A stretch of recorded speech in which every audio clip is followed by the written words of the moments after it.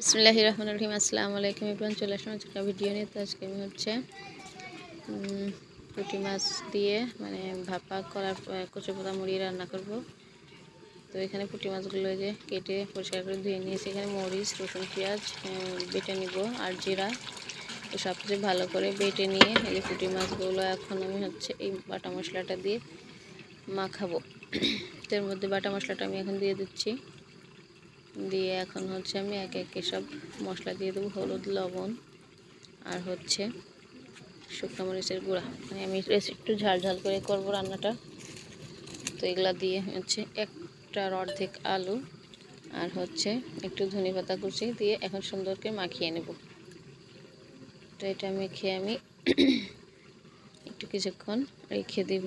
যদি হাতে সময় থাকে আপনি রেখে দেবেন।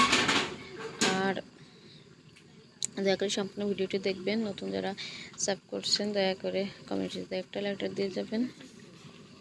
তো এখন আমি দিয়ে দিলাম সরিষার তেল পরিমাণ মতো। তো সব তেল মশলা দিয়ে আমি সুন্দরভাবে মাখিয়ে নিচ্ছি। তো এটা ভালো করে মাখানো হয়ে গেলে আমি যে কিছুক্ষণ এভাবে রেখে দেব। যে রেখে দিয়েছিলাম, এখন ধুয়ে একটু গরম পানি দিয়ে নরম করে নিয়েছি। এখন পাতাটার মধ্যে আমি মাছগুলো দিয়ে দিচ্ছি। দিয়ে সুন্দরভাবে পাতা বসিয়ে দিয়েছি। এখন আর একটা পাতা দিয়ে ভালো করে ঢেকে দিচ্ছি। ঢেকে দিয়ে আমি সুতা দিয়ে বেঁধে দিব।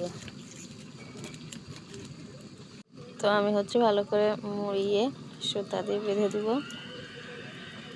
যে বাঁধা হয়ে গেছে। এখন একটা কড়াইতে এটা এই যে দিয়ে দিচ্ছি। দিয়ে হালকা করে জাল করতেছি। তো এক সাইড হয়ে গেছে আমার। আমি এখন এটা একটু উল্টে দেব। তো ভালোভাবে উল্টে দিয়েছি। এই যে পাতা একেবারে সিদ্ধ হয়ে গেছে, নরম বের হয়ে গেছে মাছটা। তো আমার মাছ এবং আলু সব কিছু সুন্দরভাবে সেদ্ধ হয়ে গেছে।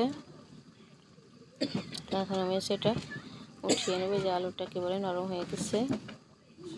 এখন সব কিছু কড়াই থেকে আমি উঠিয়ে নেব। তো দেখুন অনেক সুন্দরভাবে নরম হয়ে গেছে। এখন পরিবেশন করে নিলাম। মাশাআল্লাহ। আসসালামু আলাইকুম, আল্লাহ হাফেজ।